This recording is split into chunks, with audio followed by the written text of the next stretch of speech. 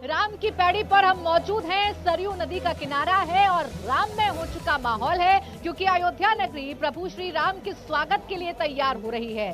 चप्पे चप्पे पर आपको राम का नाम महसूस होगा। अयोध्या के कोने कोने में आपको प्रभु श्री राम के दिव्य दर्शन हो जाएंगे, उनके चरित्र के दिव्य दर्शन हो जाएंगे। आज अपने इस खास बुलेटिन में मैं आपको दिखाऊंगी कि अयोध्या नगरी आखिरकार कैसे तैयार हो रही है। अयोध्या नगरी में 22 तारीख का कितनी बेसब्री से इंतजार किया जा रहा है। 500 साल के लंबे इंतजार के बाद रामलला अपने भव्य मंदिर में विराजमान होंगे।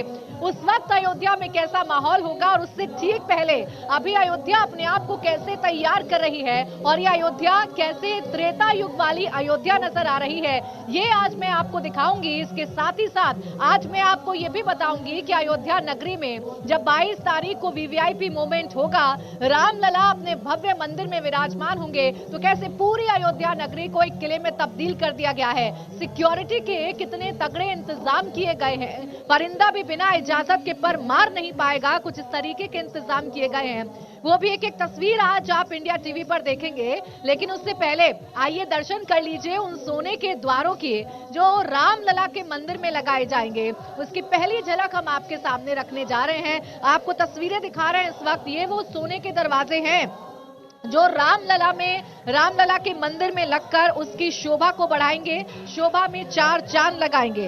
रामलला के मंदिर का ये स्वर्ण द्वार है। 17 तारीख को रामलला अपने मंदिर में प्रवेश करेंगे और 22 तारीख को हम सबके आराध्य भगवान श्री राम की प्राण प्रतिष्ठा होगी। लेकिन उससे पहले राम मंदिर कैसे तैयार हो रहा है, राम मंदिर का वो गर्भगृह जहां रामलला विराजमान होंगे, जहां प्रभु श्री राम एक छोटे से बालक के रूप में अपने दर्शन अपने भक्तों को देंगे, पूरे देश को देंगे, पूरी दुनिया को देंगे।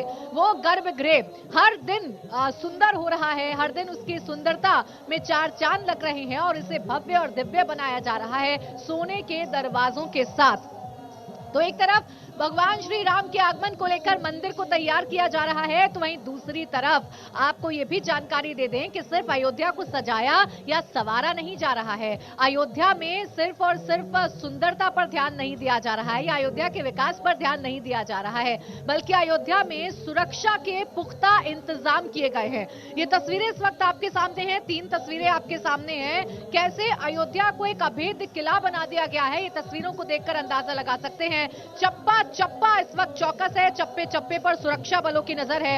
आसमान से लेकर जमीन तक नजर रखी जा रही है, ड्रोन कैमरे के जरिए नजर रखी जा रही है। 22 जनवरी को अयोध्या में प्रधानमंत्री से लेकर राष्ट्रपति तक मौजूद रहेंगे। समारोह में 55 देशों के 100 मेहमान शामिल होंगे। ऐसे में योगी सरकार ने अयोध्या को अभेद्य किले में तब्दील कर दिया गया है और चप्पे चप्पे पर फोर्स को तैनात कर दिया है। अयोध्या में सुरक्षा को अभेद्य बनाने के लिए लेटेस्ट टेक्नोलॉजी का भी इस्तेमाल किया गया है, ड्रोन कैमरों का भी इस्तेमाल किया गया है। अब देखिए, किसी भी तरह के हालात से निपटने के लिए अयोध्या में अर्धसैनिक बलों के 11,000 से ज्यादा जवान तैनात किए गए हैं।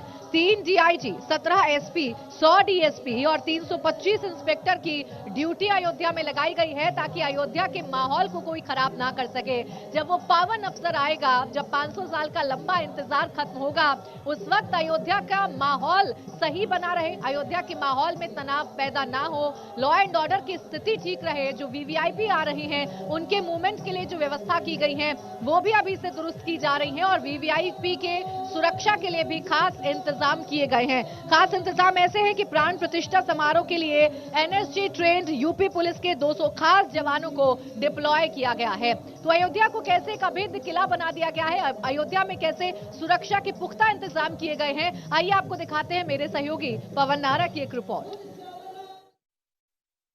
अयोध्या पर सबकी निगाहें टिकी हैं। 22 तारीख को प्राण प्रतिष्ठा है, लेकिन उससे पहले सुरक्षा के कड़े इंतजाम किए गए हैं। यूपी एटीएस के कमांडो फिलहाल यहां नया घाट पर तैनात किए गए हैं। इसके अलावा अलग अलग इलाकों में कमांडोज को तैनात किया गया है।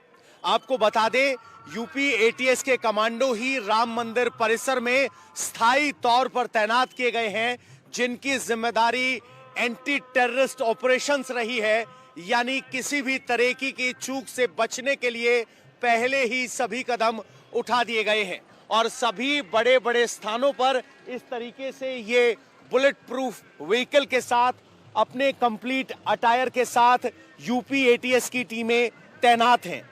ये सुरक्षा की नजर से की जा रही तैयारियों का एक बहुत छोटा हिस्सा है, क्योंकि इसके अलावा भी अयोध्या को सुरक्षित रखने के लिए बड़े स्तर पर काम किए गए हैं, जिसमें एंटी ड्रोन इक्विपमेंट भी तैनात किया गया है, जिसमें कोई भी ड्रोन अगर उड़ता है और वो अनाधिकृत है तो उसे नीचे उतारने के लिए, उसको कब्जे में लेने के लिए इजरायली इक्विपमेंट भी तैनात किए गए हैं।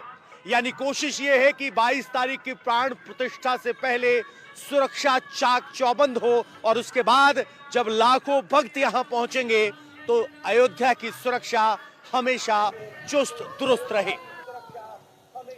तो आपने देखा अयोध्या की सुरक्षा के लिए क्या खास इंतजाम यूपी सरकार की तरफ से किए गए हैं। चप्पे चप्पे पर आपको अयोध्या में सुरक्षा बलों की तैनाती नजर आ जाएगी, जगह जगह आपको बैरिकेडिंग्स नजर आ जाएंगी। अयोध्या में अगर आपको राम की पैड़ी तक आना है, आपको सरयू तट तक आना है, तो कई जगह आपको चेकिंग पोस्ट से होकर गुजरना होगा और पुलिस आपसे पूछताछ भी कर सकती है, आपके वाहन के बारे में भी आपसे पूछताछ कर सकती है।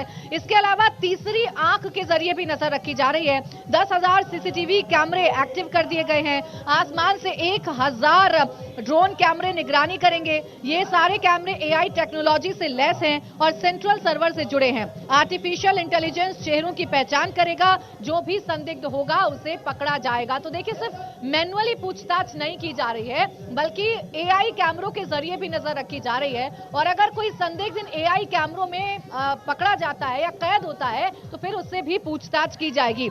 अब प्राण प्रतिष्ठा के लिए एनडीआरएफ और एसडीआरएफ की टीमों की तैनाती की जा रही है। एसडीआरएफ की टीम सरयू नदी में बोट से पेट्रोलिंग करेगी। वहीं अयोध्या रेलवे स्टेशन पर रेलवे सुरक्षा बल का विशेष इंतजाम किया गया है। इसके अलावा सभी टेंट सिटी में फायर ब्रिगेड तैनात किया जाएगा।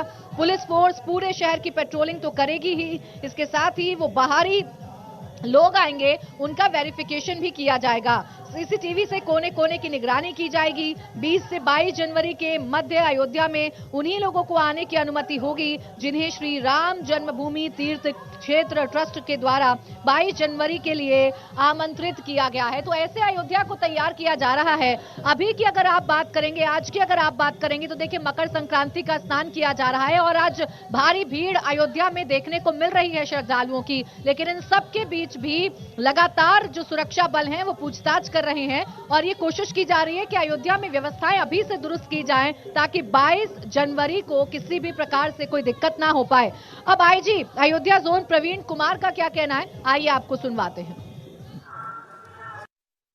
22 तारीख को प्राण प्रतिष्ठा है। प्राण प्रतिष्ठा से पहले सुरक्षा सबसे महत्वपूर्ण है और इस बात को लेकर सुनिश्चित किया जा रहा है कि सुरक्षा चाक चौबंद हो। आईजी अयोध्या रेंज इस वक्त हमारे साथ हैं। प्रवीण जी, किस तरह की तैयारियां की गई हैं और कैसे ये सुनिश्चित किया जाएगा कि अयोध्या सुरक्षित रहे? देखिए, अयोध्या हम लोगों ने सुरक्षा के लिए पूरा एक विस्तृत जो लेआउट है, जो रूपरेखा है, वो पूरी तरह से तैयार की हुई है। हम लोग अब अपने फोर्स को नियमित ब्रीफिंग और जो उसके बाद डीब्रीफिंग कर रहे हैं, उसका उद्देश्य यही होता है कि जो प्लेसेस हमने बताए हैं, क्योंकि क्राउड कंट्रोल एंड सिक्योरिटी दोनों चीज़ें एक साथ हैं। भारी संख्या में लोगों के आने की बात रह रही है, जिसके बारे में हम लोगों से अपील कर रहे हैं आसपास के लोगों से कि वो 22 के बाद जब दर्शन सुलभ होंगे तो आए। हम उनके स्वागत के लिए पूरी तरह से उत्सुक हैं और उसी को लेकर के ट्रैफिक डाइवर्जेंस और ट्रैफिक रेगुलेशंस हम लोगों ने किए हैं, जिससे कि भारी वाहनों को कोई असुविधा ना हो। उनको एक वैकल्पिक प्रबंध दे दिया गया है और दूसरे जो अन्य वाहन आएंगे, जो पास जिनके पास होंगे, उनको हम अनुमति करेंगे। जहाँ तक सुरक्षा की बात है, मंदिर परिसर में हमने हमारी जो सीआरपीएफ प्लस यूपीएसएसएफ, पीएसी और सिविल पुलिस के कंपोनेंट्स हैं। हमारे पूरे क्षेत्र को डिफरेंट जोन्स और सेक्टर्स में डिवाइड किया गया है। इसमें सादे में भी काफ़ी लोग हैं, यानी विजिबल इनविजिबल दोनों ही कंपोनेंट हमारे पास रहेगा और इसको मल्टीप्लाई करने के लिए टेक्नोलॉजी का सहारा लेते हुए हम लोगों ने जगह जगह को सीसीटीवी कैमरे से आच्छादित किया है। हमारे रिवराइन सिक्योरिटी के पॉइंट ऑफ व्यू से इसको पेट्रोलिंग रिवर पर की हुई है। हमने हमारे जो 190 हमारे नाविक हैं, जो स्थानीय नाविक हैं, वो भी हमारे सुरक्षा के सरयू प्रहरी के रूप में कार्य कर रहे हैं। उनको भी टास्किंग है और वो लगातार हमारे साथ एज ए विशेष पुलिस अधिकारी के रूप में अपनी भूमिका का निर्वहन कर रहे हैं। हमने उसमें सरयू नदी पर अपना फ्लोटिंग कंट्रोल रूम के माध्यम से हम दोनों तटों पर निगरानी कर रहे हैं, प्लस अपने कोई अनऑथराइज्ड बोट सेक्टर नहीं है, उसको भी हम लोग लगातार उसकी रिव्यू कर रहे हैं।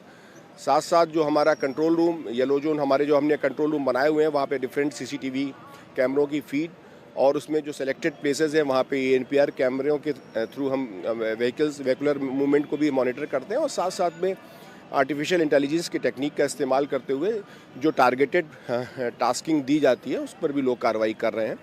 तो कुल मिलाकर के पब्लिक जो अथाह संख्या में यहाँ पर आती है उसके तैयारी को लेकर के और 22 तारीख के बाद जो अनवरत आने वालों का श्रृंखला रहेगा और ट्रेनें हमारी भारी संख्या में आएंगी, फ्लाइट्स लगातार आती जाएंगी, उन सारे और पब्लिक जो आसपास के पूरे अवध क्षेत्र के अयोध्या नगरी को छावनी में तब्दील कर दिया गया है। जहां तलक आपकी नजर जाएगी आपको पुलिस बल की तैनाती नजर आएगी और पुलिस बल लगातार आने जाने वाले लोगों से रैंडमली भी पूछताछ कर रहे हैं, जांच पड़ताल कर रहे हैं कि आखिर जो श्रद्धालु बाहर से आए हैं वो कौन है, उनकी पहचान क्या है, ये भी पता लगाया जा रहा है। और सिर्फ जमीन पर नहीं बल्कि सरयू में भी सुरक्षा के चाक चौबंद इंतजाम किए गए हैं।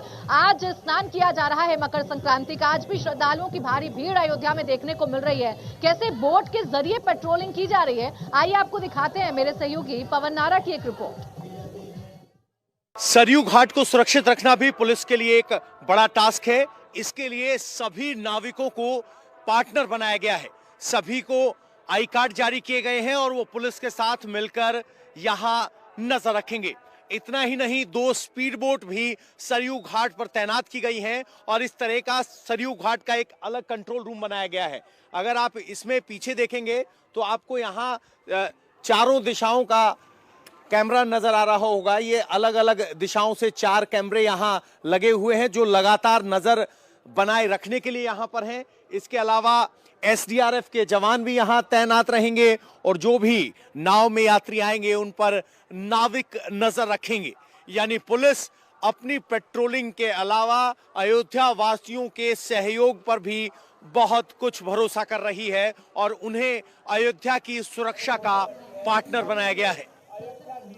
तो एक तरफ सुरक्षा व्यवस्था चाक चौबंद कर दी गई है, चप्पे चप्पे पर सुरक्षा बलों की तैनाती अयोध्या में की गई है, क्योंकि मौका बहुत बड़ा है और ये मौका 500 साल के लंबे इंतजार के बाद न सिर्फ अयोध्या नगरी के लिए खास है बल्कि पूरी देश और पूरी दुनिया में रहने वाले राम भक्तों के लिए खास है। अब कैसे सबसे बड़े आयोजन के लिए, सबसे बड़े अनुष्ठान के लिए अयोध्या नगरी को तैयार किया जा रहा है, प्रभु श्री राम से जुड़ी हुई जो चीजें हैं उन्हें कैसे तैयार किया जा रहा है, ये हम आपको बताते हैं। प्रभु श्री राम के कपड़े कौन से होंगे, प्रभु श्री राम को भोग कैसे लगेगा, दूध दही मलाई इन सब का इंतजाम कहां से किया जा रहा है, 56 किलो का अगर लड्डू होगा तो उसे कैसे तैयार किया जा रहा है, ये तमाम बातें इस वक्त अयोध्या में चर्चा का विषय है और इन पर खास तौर पर जो साधु संत हैं वो ध्यान दे रहे हैं।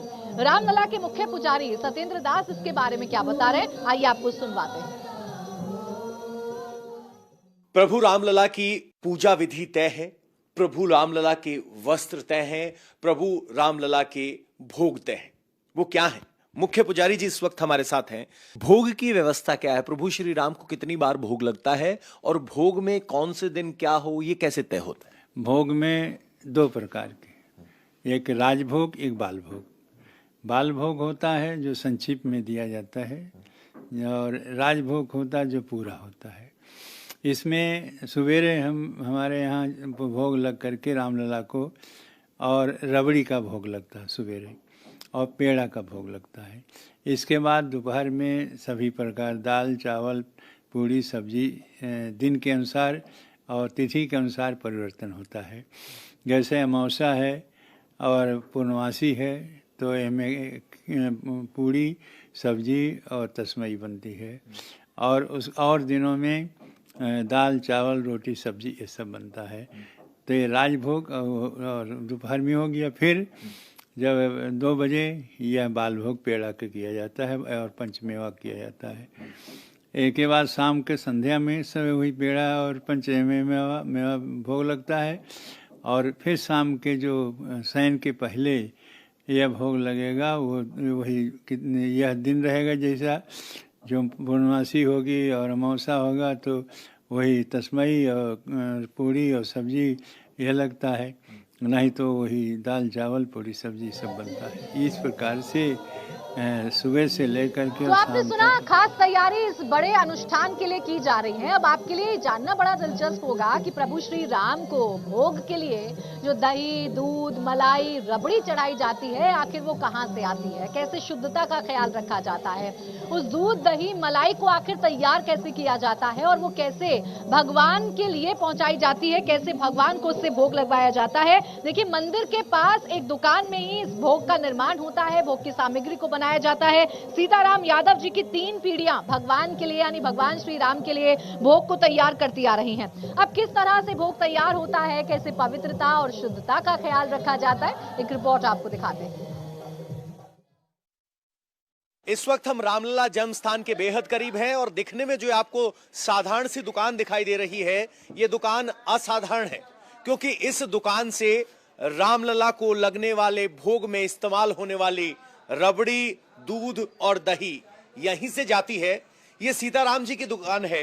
3 पीढ़ियां रामलला के भोग के लिए सामग्री बनाती रही हैं और तीसरी पीढ़ी श्यामा जी उसका प्रतिनिधित्व करती हैं। रबड़ी प्रभु श्री राम के दरबार में पहुंचती हैं।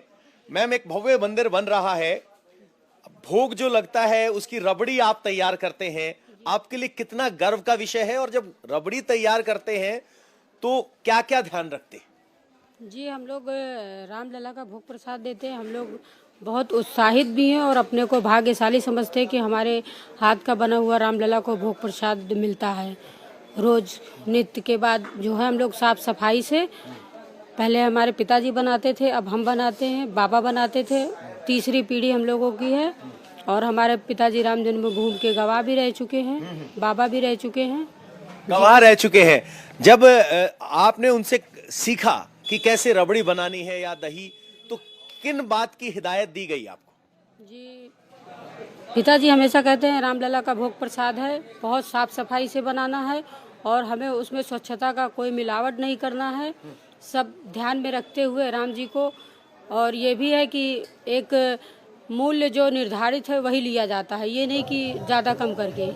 जी, तो आपने सुना, भगवान श्री राम को जब भोग लगाया जाता है या उनके भोग के लिए जब सामान बनाया जाता है तो विशेष बातों का ख्याल रखा जाता है और यही रिश्ता अयोध्या वासियों का प्रभु श्री राम से है, अपने रामलला से है। और जब रामलला अपने भव्य मंदिर में विराजमान होंगे तो उनकी छटा देखते ही बनेगी। अब कैसे भगवान श्री राम की प्राण प्रतिष्ठा होगी और क्या तैयारी प्रभु श्री राम के मंदिर में की जा रही है, आइए आपको ये भी बता देते हैं, क्योंकि प्राण प्रतिष्ठा का काउंटडाउन शुरू हो गया है। बस कुछ ही दिन का वक्त बाकी है जब 22 जनवरी को प्रभु श्री राम अपने भव्य मंदिर में विराजमान होंगे। जन्मभूमि ट्रस्ट ने कहा है कि 17 जनवरी के दिन भगवान रामलला अपने मंदिर में प्रवेश करेंगे और 18 जनवरी को रामलला गर्भगृह में विराजमान होंगे। मंदिर ट्रस्ट की तरफ से साफ किया गया है कि भव्य राम मंदिर लगभग बनकर तैयार है। प्राण प्रतिष्ठा को लेकर सभी जरूरी तैयारी है। तो ये तैयारी की गई है। 17 जनवरी वो दिन होगा, यानी आप ये कह सकते हैं कि आज से ठीक 2 दिन बाद 17 जनवरी वो दिन होगा जब प्रभु श्री राम अपने मंदिर में प्रवेश करेंगे और फिर 22 जनवरी को उनकी प्राण प्रतिष्ठा की जाएगी।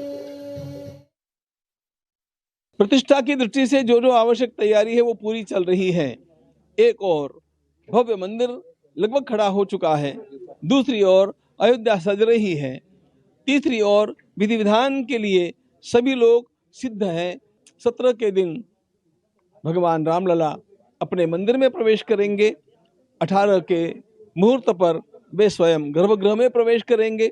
उनके अनेक प्रकार के संस्कार चलते रहेंगे और इधर यज्ञ मंडप में भी अनेक प्रकार का हवन चलेगा और भगवान की उस दिव्य प्रतिमा के लिए जलाधिवास, धान्याधिवास, पुष्पाधिवास, फलाधिवास, शय्याधिवास, ये सब अधिवासन भी होंगे और इस प्रकार से वह प्रतिमा सिद्ध की जाएगी भगवदीय तेज को धारण करने के लिए।